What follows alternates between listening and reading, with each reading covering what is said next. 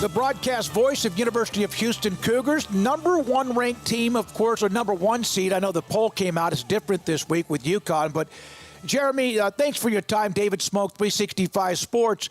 Houston has not only been a fantastic team, but they've been resilient. They've had injuries, some out for the year. Juwan Roberts dinged up. Who are they right now, and are they still in pretty good shape as they enter the tournament? Yeah, they're battered and bruised. They would like to have a little bit more depth than they have. I think you saw that come to light a little bit with the third game in 3 days. Juwan Roberts, coach got a little bit. He was precautious with that one. Held him out the second half after he gave it a go in the championship game. I still think they're a good team. I think they're a good team, but they do have some depth issues. They don't have the depth that they had when the season started. So, you're talking about fatigue, foul trouble is something that sticks out. And all those players, too, they're all bigs.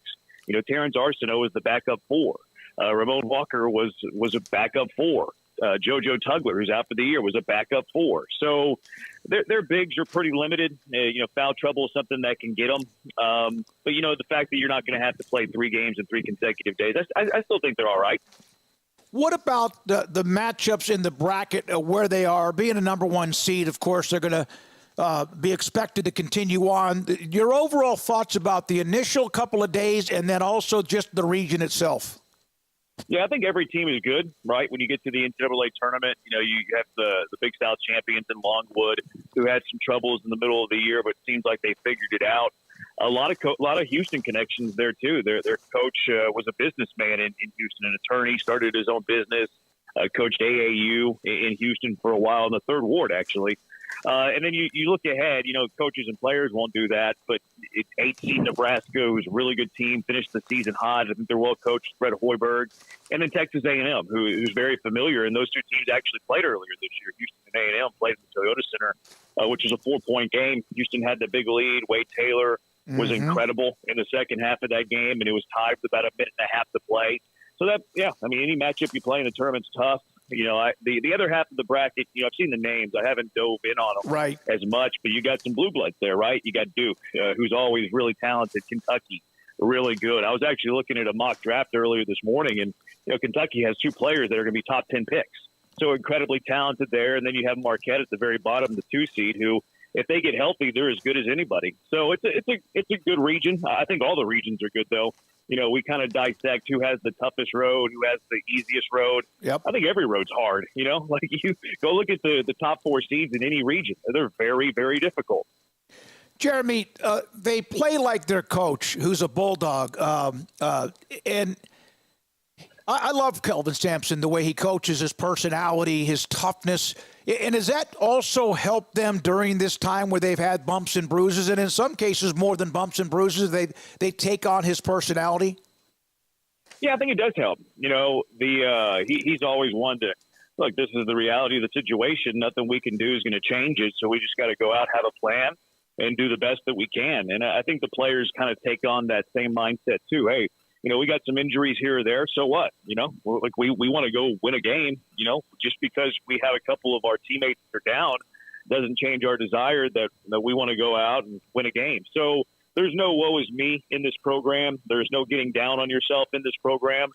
There's no complaining in this program. You're going to be tough-minded. You're going to be physical. You're going to play to the things that he demands, the Holy Trinity, he calls it. So, yeah, they do. They do take on his personality where they're tough, no woe is me, and they're going to be ready to go. They'll be well prepared. You're going to get a fight when the Cougars come into town. So Scott Drew last night, when he had his media session on Baylor and their number 3 seed, was discussing again how the conference prepares you then for the tournament. Do you get the impression, and again, it also can wear the hell out of you too, but do you get the impression that maybe the Big 12 teams are in not a relieved, but looking forward to playing somebody else? That's an interesting way to put that, because I agree with both of the notions that you said. Like, I agree with the Scott Drew notion where this league prepares you for NCAA tournament play. Like, every game feels like an NCAA tournament. Big 12 title game against Iowa State in front of 15,000 of their fans feels kind of like a regional final in somebody's backyard. You play in a tournament game at least a tournament caliber team most nights. I think Houston in their 34 games played 16 of them against NCAA tournament teams, maybe give or take one or two there. So how does that not prepare you? You know, they get you ready for the caliber of opponent that you're going to face. I 100% agree with that.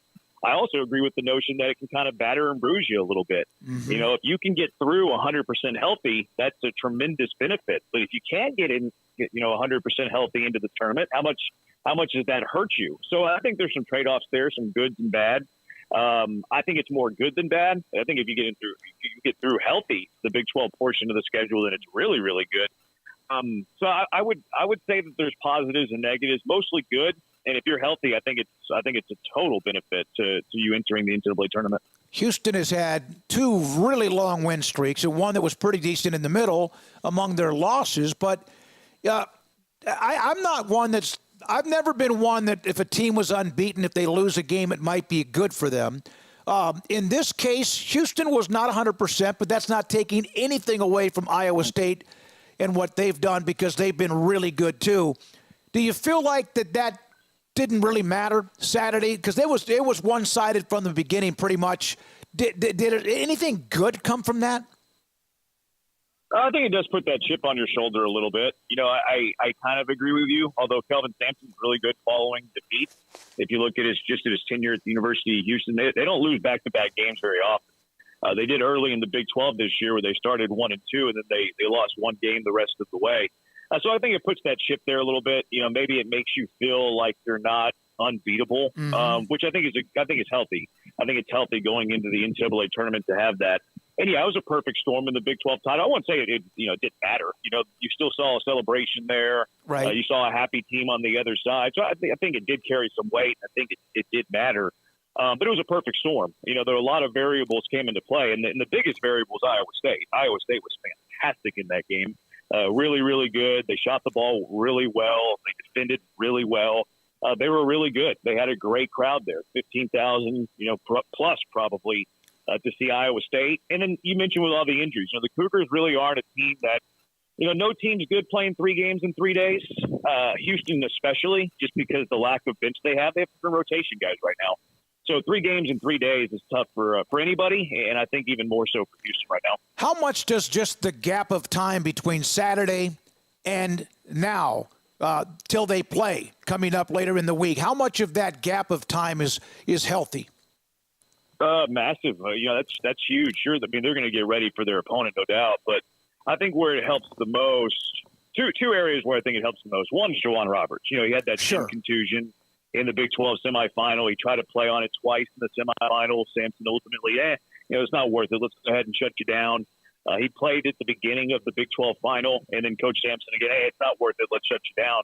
So he's at least capable of playing on it, but I think the amount of days in between is huge. Playing Saturday and then to Friday is going to help Juwan tremendously. And then secondarily, it's about the other players. Jamal has been playing heavy minutes all this season. LJ has been playing heavy minutes.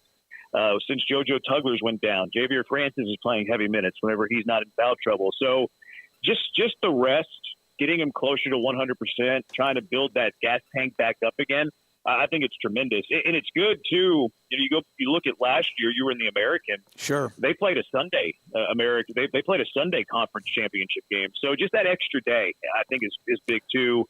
And then playing Friday instead of Thursday, I think, is big. So you just get as much separation as you can. Try to get everybody as healthy as you can, and then try to go to war. Jeremy Branham, voice of Houston basketball, with us on 365 Sports. I got a question about Jamal Shead. You've seen him do pretty much everything, game-winning shots, even almost looked like he had beaten Baylor on a near half-court shot. It was overruled. They still won the game in overtime in that great game in Waco. How do you describe him? Do you run out of sometimes words for him? Oh, man, that's a great question. I would just say, All-American, I think kind of summarizes the play of Jamal Shead. He is the leader of this team. Some of his teammates call him the coach on the floor. And that's what you want from your point guard ultimately, right? They say that is your coach on the court, and he is that. He has a very good understanding of what the coaching staff wants from not only him, but from the entire team. You look at him in between plays, even like baseline out of bounds play, sideline out of bounds. He's coaching up the team, letting them know where to go. He's a fantastic leader, first and foremost, and then he's a fantastic player, too. He's really elevated his game. He said one of his goals this year was to be the Big 12 Defensive Player of the Year, not the Big 12 Player of the Year, which he wanted in the American last year, too. So back-to-back Conference Defensive Player of the Year, American last year, Big 12 this year. He can do it all. You know, he can beat his guy off the dribble. He can get to the rim. He's improved a lot as a three-point shooter.